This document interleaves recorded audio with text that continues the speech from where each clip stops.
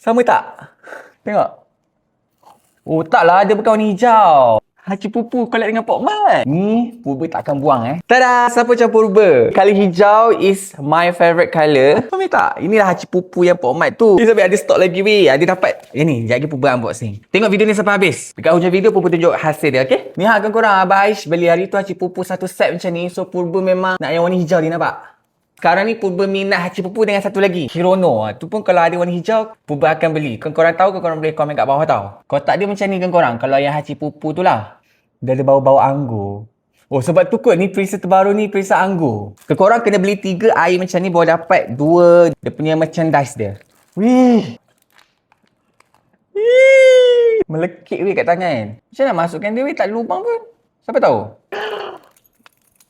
Wih, not for sale, nampak? Tapi kalau Purba jual ni ada tak yang nak? Tak nak, tak dia jual. Oh, sekejap. Purba baru perasan. Dia macam bola tenis tau, nampak?